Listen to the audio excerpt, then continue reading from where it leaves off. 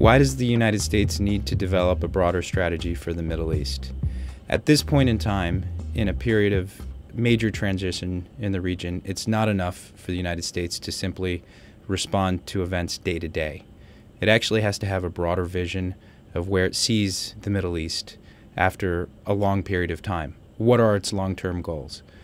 For the last 30 years, U.S. foreign policy in the Middle East has been focused on this reactive, tactical crisis management, and it's insufficient. And it's what we're doing in Libya right now, it's what we're doing in Syria, and we're also doing the same thing in Bahrain and other places.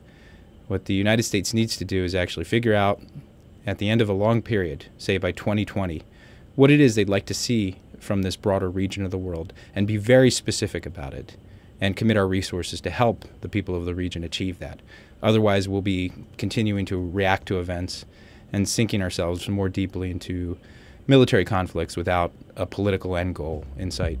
What should that strategy include? Well, first, it's got to include some hardcore security measures, which we have, and we have security relationships with key governments and countries in the region. That's got to be the basis for this, and Secretary of Defense Robert Gates has talked about building security partnerships around the world.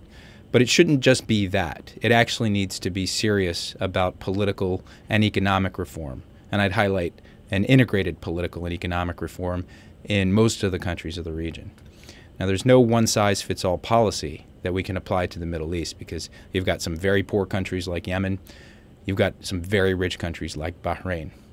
All of the countries in the Middle East need reform, both on the political and economic front. And we can't simply just rely on our Pentagon and our military to help craft this strategy. We need an integrated approach that brings the economic, political, and diplomatic tools into the picture and helps these societies respond to those protests that the people in the streets are calling for, those reforms. How can the administration build on the strategy that the president outlined on Libya last night? The president's speech on Libya last night, I think, was an important step forward. He spent about half of the speech providing the rationale for U.S. involvement in Libya and connecting it to his vision of American leadership, one that asks of other countries to pull their weight, to actually take part in a multilateral collaborative effort. About a third of the speech was describing what's been done to date, and only about 15% of the speech was what's going to happen next.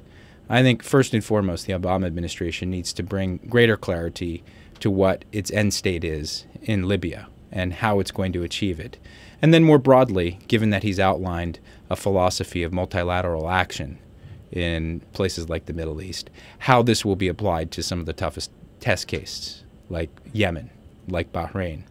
And I think the president needs to take a step beyond sort of the day-to-day and, again, articulate a long-term strategy that has long-term goals for the region.